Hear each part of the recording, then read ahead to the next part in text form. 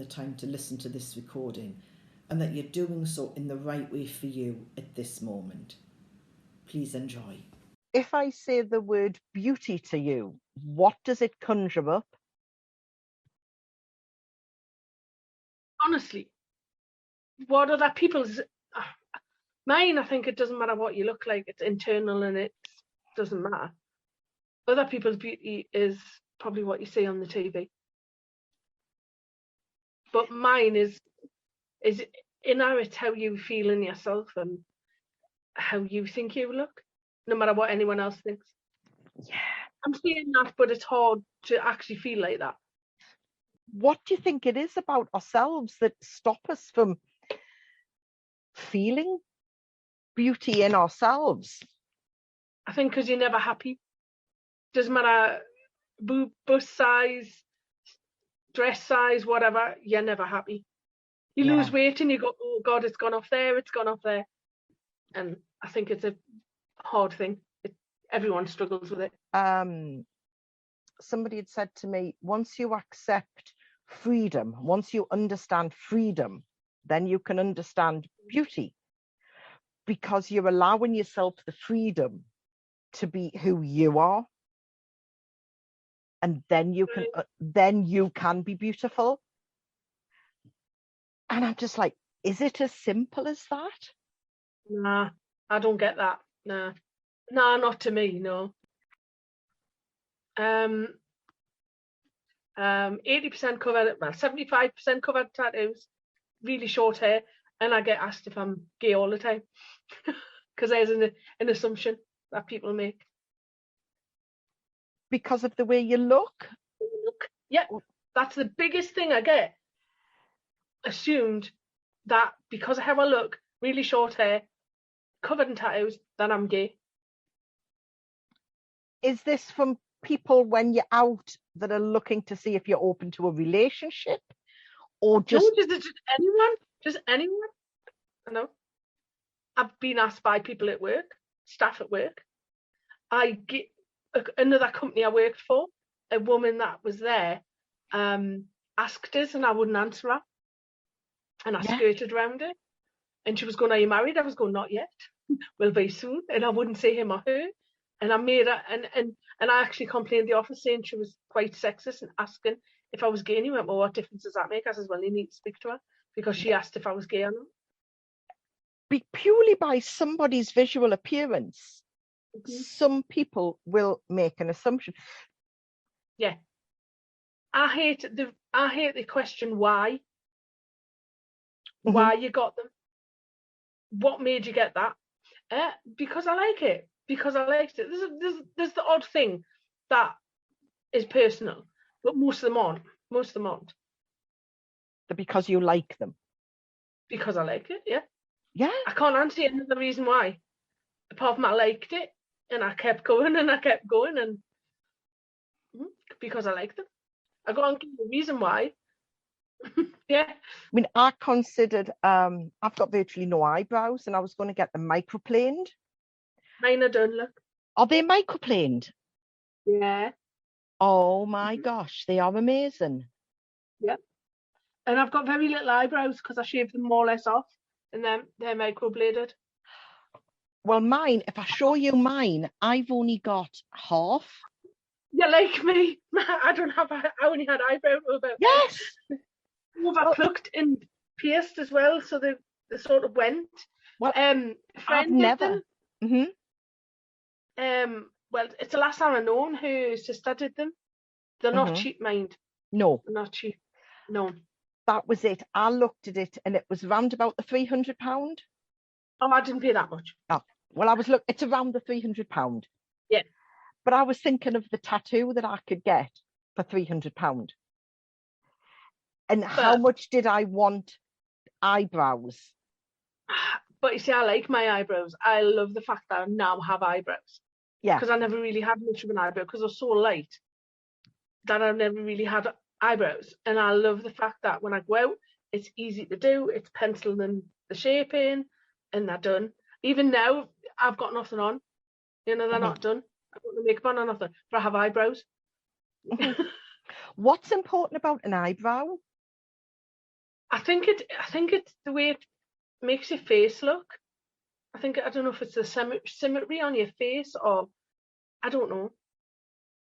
Now, I'd started to hit the stage where I was quite accepting of these and the fact that they're thinning, to the point that I had my graduation photo recently and I didn't pencil them in. It was quite liberating, actually. I know when I got them originally done about, they must have been done about 3 years ago originally. My daughter was like, "You've got eyebrows." And someone said to us, "You look different. What's different about you?" And I was saying, "Well, the only different thing on my face is my eyebrows." But it changed so much. Mm-hmm. I think it does. I think it gives you that, I don't know, that different look. Just having your eyebrows done. Did it change how you felt about yourself? In a way, yeah. Because I never thought that I could do them right. And half the time I used to just put a bit of powder over them, or a bit of pencil, and they looked crap. And now I have the shape, and I only put a little bit of eye pencil on. It's just literally to give them the definitive shape. Mm-hmm. Now when I go, they need redo. They need topping up. But that's about it. I get them done next month, I think. But when you're used to not seeing an eyebrow, you don't notice it in yourself. Mm-hmm. And it wasn't until I was at a wedding a couple of weeks ago that I actually noticed. I was getting ready to start penciling the eyebrows in. And I suddenly realised I'm losing eyelashes as well. Mind you, my eyelashes grew brilliant through lockdown because I didn't have any makeup on. And they were amazing. And then when I come to put makeup back on, I was going, "Oh my God, look at my eyelashes. They're so lovely and thick." But then as soon as you're back to wearing makeup and taking it off, that's what makes all your eyelashes fall out. I had my eyelashes done I think it was not last year, the year before, I think it was. But because I have hay fever, they were gritty. I couldn't rub them. I couldn't give them a good rub. And she says, "Because don't rub your eyes." Oh, no, they felt gritty. And I'd had them done earlier in the year so I could see what they felt like. And I said, "Oh, I couldn't cope with the summer with them." Yeah. It was bad enough in sort of the spring. Did you like how they felt? Yeah. Did you like how they felt, they though? looked amazing. Yeah, they looked amazing. Because you looked so you had lush mascara on all the time. With no effort. I loved them. Yes, I loved them.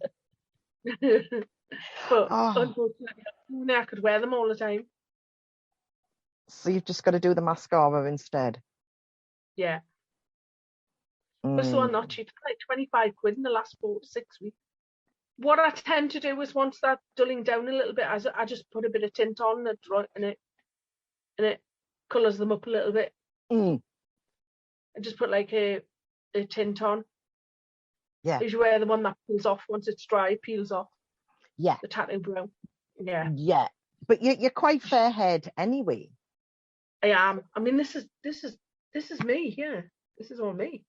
The bit grey. This is all silver. Yeah. This is grey colour on because I couldn't be bothered. I had put it on and then I was thinking, oh, for when we go away, and I'd left it too late to bleach. It would only been 3 weeks to bleach it again for going away. So I thought, oh, I'll just leave it. And I just left it with the darker on top, and I got it cut the other week. She was going, no, it looks fine. Just leave it. So I did. So I'll does? bleach it. I'll bleach it, get a cut on Monday or Tuesday, and then bleach it again for going away next week. Oh, you're going to bleach it and put a colour on, or you're just going to leave it? No, I'll just bleach it. Which was the most painful? Oh, inside of your thigh's not nice. Back of your knee's horrible. But this here, like your sternum. Yeah. I could have been sick with the vibration feeling through my chest. That was the worst. I think that was the worst feeling I've had, is going through that bit there. It was horrible. Do you think that's because it's so close to the bone? I think so, and I think it's all your vibrates through you. I was shattered after getting it done, and it was like vibrating through my body, and it made us feel physically sick. I mean, even doing over my knuckles didn't bother us. Doing my fingers and my knuckles didn't bother us because they're new. They were done last year. They're nice. That didn't bother us. even up here, really on your collarbone, Yeah. didn't bother us that much. The back of the knee wasn't very nice. It was actually healing. It was worse. Mm. But that bit of me sternum there was horrible. Did you have them surgically Reconstructed. reconstructed? Yeah, got them done before the wedding. Mm-hmm. So probably about 2016, 17, I got them done. So Um, did you just have them without the stretcher in? for a while, yeah. What I done is I wore plasters because I don't like the look of them with nothing in, and they don't look very nice. So I used to just wear a plaster over the front. But they never shrunk. I could still probably get a 12 or a 15 mil on either side. They never shrunk down enough. Mm-hmm. And one side I split the bottom of this, and like when I was stretching it, I split the inside of it. So it would never stretch any further, but it also would never come down any. Never went smaller than a 14, that one. Or bigger. Yeah. Hmm. So your only option. Yeah. Well, I could have just kept them as they were, but I got bored of them, and I sort of outgrew them, I suppose. Yeah. I have took a couple of piercings out, but put them back in. And I got my septum redone 2 years ago. But that's about it. And I've got a little bit in the ear. Yes. I think a lot of people just think you've got a big earring in it. If they're covered in ones. I used to wear full covered in ones for work, and when I had my interview and everything for work, I just wore them so they look like probably an 80s button earring. And so they never challenged it. They never asked us anything. They weren't bothered. They never. It was never a thing that came up. And I never wore dangly earrings and things like that. You couldn't get your finger in it now. So. You know the worst thing about stretched ears? The stink. The stink. Yeah? The stink. Yeah, the stink. Smell like belly button. Oh! Smell like cheesy feet. That's the worst thing about having stretched ears. It depends on what you personally wear. I found if I wore glass or bone, I had a pair of mammoth bone plugs. If I wore glass or bone or wood, they were fine. If I wore plastic or metal, they stunk or horrible. These get like a, I don't know, it's a bit like what you get in your belly button, like what you get in your ear. You get like a little bit stunk in your ear that was like that. It was horrible in the stunk. That was the worst thing about stretching ears. Because you just think it's going to be like another earring. Yeah, I always was paranoid. If you're meeting someone, you get with someone, you move your earring or something. Whoa, what's that smell?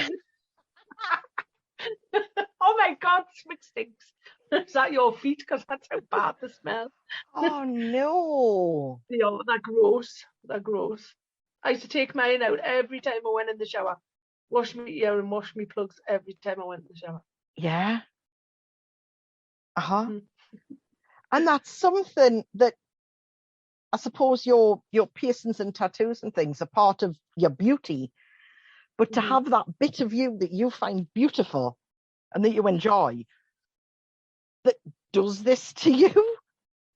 I get that in my nose as well. If I get that in my nose, if I move my nose piercing, I go, oh, that smells. I don't know if that's just me, but it did it from getting it done. I used to think, what's that smell? And it was me. It was me piercing in my nose. Oh. I don't know. It's one of them weird things, I suppose. Do you have a favourite tattoo that you've got? I don't know. I've got a few with meaning that I really love. But probably one of my favourites is the orca on my sleeve, on my arm. Yeah. I think that's probably one of my favourites. It's in my bedroom as well, the picture. It's off. No, it's a poster that I loved. And it's in my bedroom. Yeah. Because I love it. I mean, I've got a Dracula bottom of my leg. And I've got Love Never Dies on my foot, on my left leg, on my foot. But I also have Jack the Ripper on my leg. Yeah. Because I love anything to do with Jack the Ripper. Anything to do with murder and stuff like that. Mhm. But Jack the Ripper, being the kids, one of my big things. Yeah. Same as back to read. Yeah. Well, I love Edgar Allan Poe. Hmm. My tortoise is called Edgar. Oh. My tortoise, yeah, he's Edgar. And my favourite poem is The Raven. Oh, it's brilliant. I go, Nevermore. Yes. I had nowhere Oh. else to put it. I couldn't think of what else to do. And it goes with my moon. Yes. It's night. Yes. And I was going, you've got a gap there. What do you want to do? I don't want to just fill it up with shaving, with shading. And so I says, oh, right, Nevermore. Yeah. You know, how many places you go to, and if you've got a tattoo, you've got to have it covered up still. Still got to have a long sleeve top or something like that. There's even clubs. Well, I'm saying apparently because I don't know. But I know there used to be pubs and clubs that wouldn't let you in if you had a visible tattoo. Oh, years ago, I used to get that. Oh, years ago. Remember going into the big market and there was a group of work and he stopped me and he says, you can't come in. And then he stopped my mate's husband and he went, you can't come in either because you've got to check your shirt on. And he was like, what? But there's other people? No, there's too many. Can't have it come in because you've got to check your shirt on. You couldn't go in because of tattoos. Yeah, but he wouldn't actually say that to us. But he said, oh, you can't come in, you've got to check your shirt on, so they wouldn't allow her hubby in. And then we're all going to go in. He was like trying to think of an excuse to stop us going in, but we didn't go in anyway. I remember years and years ago going to a club, having a cardigan on because it was like colder, and taking it off, and he come and a bouncer come over and said to us, you need to put that back on or you'll have to leave. Because I had a tattoo that was like under t-shirt, like height on my arm, and you could see it. You know, I'm not a football hooligan. Do I look like a football hooligan? Do you know what I mean? But I mean, now you don't fight anywhere being like that now, because I think there's that many people with a tattoo now.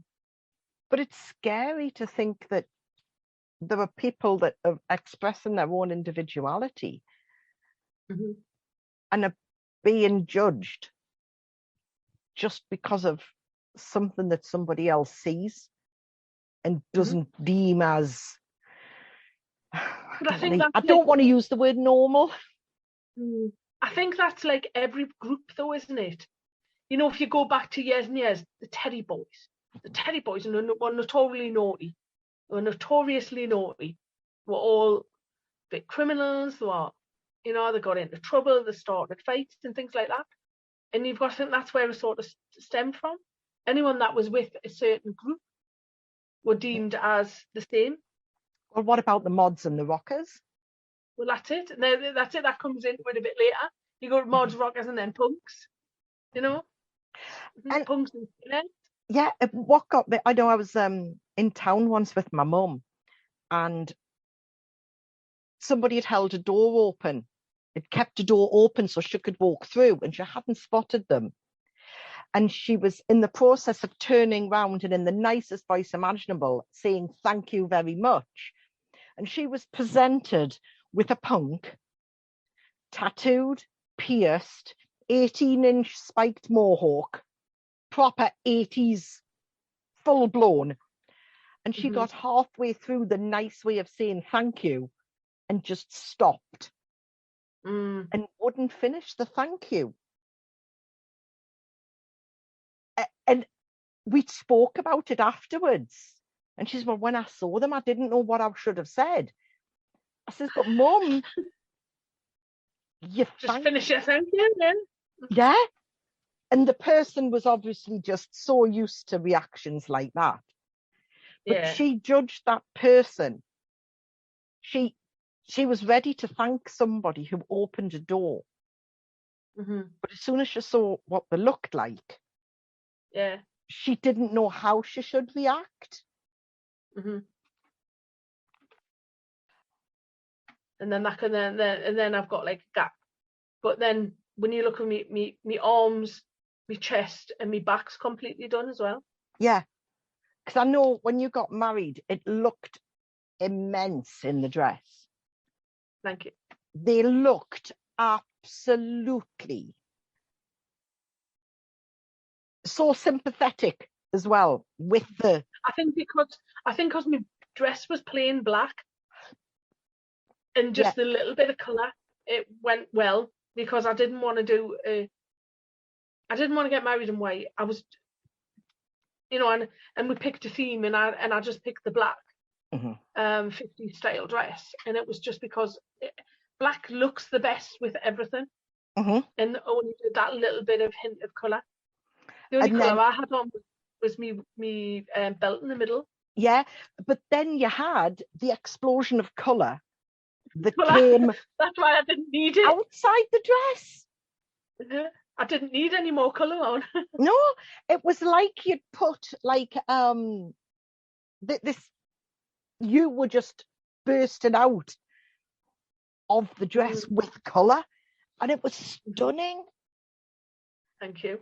And I think for that reason, that was absolutely that was beautiful, because you were being individual.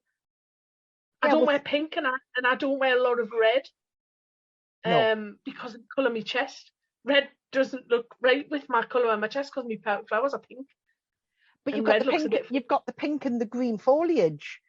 So, but I think the black just complemented it, and obviously the contrast between the black and the colour. If you'd had black and grey tattoos, it may have been different. Yeah, that's it. Because if then you're just grey and all shades of grey, then I think you could then go for a bit more of colour.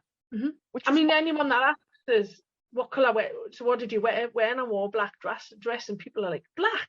You wore black? No, yeah. You can wear anything you want to your wedding. Black. I love black. I like black.